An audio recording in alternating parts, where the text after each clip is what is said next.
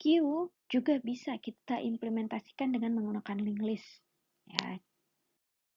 Nah, kalau Q ya konsepnya itu adalah FIFO, first in first out. Ya, berarti yang pertama masuk maka dia yang pertama keluar. Nah, kalau pada Q berarti ini kita buat dua arah ya. Jadi kalau metode insertnya itu kita menggunakan insert awal, maka remove-nya yang kita gunakan adalah delete akhir pada linked list. Bisa saja kita balik. Kalau insertnya itu menggunakan insert akhir, maka metode remove-nya itu menggunakan delete awal.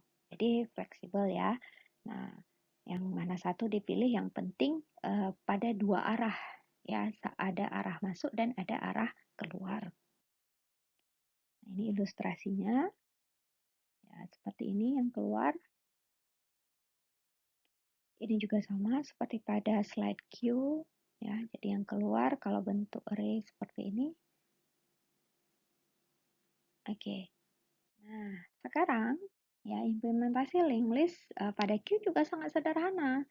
Ya, sangat mudah untuk digunakan tanpa kita harus takut bahwa Q tersebut akan penuh.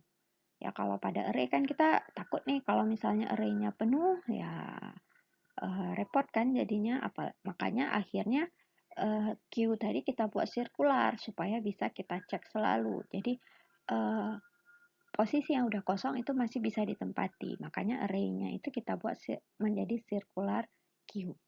Nah, namun kalau pada linked list nggak usah takut. Nah, jadi pasti tidak akan ada masalah penuh lagi. Nah, oke. Okay. Nah, jadi cara buatnya bagaimana?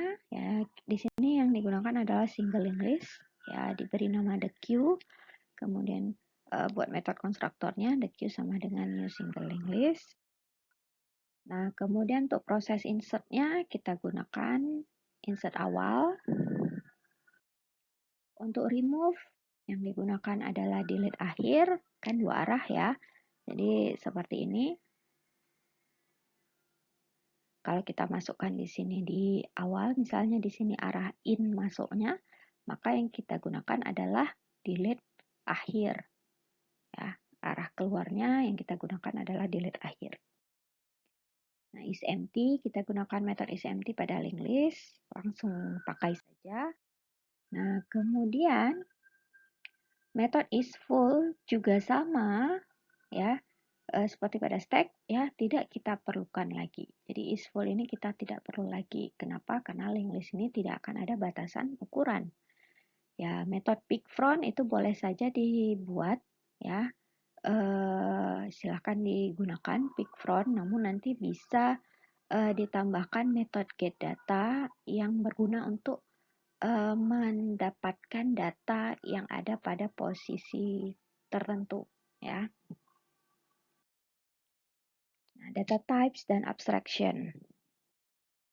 Nah, jadi pada Java kan sebetulnya ada dua jenis tipe data ya, ada yang primitif dan ada yang sifatnya reference atau kelas. Nah, jadi primitif itu ada 8. Nah, yang reference class ini bermakna semua kelas yang ada pada Java itu akan bisa menjadi tipe data. Ya, karena tadi kita sebelum-sebelumnya kita buat linked list, tag, dan queue itu sebagai kelas, maka maknanya linked list, tag, dan queue ini juga akan menjadi tipe data. Nah, abstrak ya, jadi abstrak ini bermakna sesuatu hal yang kita anggap berbeda dari terpisah dari spesifikasi detailnya. Nah, jadi pada pemrograman berorientasi objek, kelas tersebut kita anggap dia sebagai abstract data type. Nah, kenapa abstract data type? Karena kelas itu dia ada datanya sendiri. Ya, jadi setiap kelas itu ada datanya sendiri, di mana datanya itu disimpan yaitu pada field atau atribut. Nah, dan juga setiap kelas ini ada operasi-operasinya sendiri yang kita sebut ya sebagai metode. Nah, jadi karena adanya pemrograman berorientasi objek, ya, kelas yang berupa abstract data type itu dia tidak akan nampak secara langsung. Ya, jadi dia tidak akan nampak, namun nanti bisa kita gunakan metode-metode yang ada. Nah, abstract data type ini akan sangat berguna saat kita merancang suatu software jika kita ingin melakukan proses penyimpanan data. Nah, nanti kita tentukan kira-kira operasi apa saja, perlukah dia mengakses item-item tertentu, apakah dia mengakses item data awal atau yang akhir, ya. Jadi, dengan kondisi-kondisi tersebut, maka nanti kita bisa menentukan abstract data type yang seperti apa yang kita gunakan. Yang udah kita pelajari ya, apakah itu stack, queue, linked list, ya. Nah, jadi nanti disesuaikan dengan kasusnya. Nah, setelah abstract data type ini kita rancang, kita desain, ya kita pilih struktur datanya yang paling sesuai dan efisien. Nah, jadi contohnya misalnya aplikasi kita mengakses unsur N yaitu secara random. Nah, nah, jadi kalau misalnya mengakses datanya itu secara random, ya kata kuncinya di sini random, maka link list ini menjadi kurang tepat. Nah, kenapa link list ini menjadi kurang tepat? Karena link list itu kan sifatnya dia mengaksesnya satu persatu ya, satu persatu. Jadi akan butuh waktu lama. Semakin banyak N, maka akan semakin banyak waktu yang digunakan untuk mengakses datanya. Ya, jadi lebih bagus dengan menggunakan array. Baik, kita sudah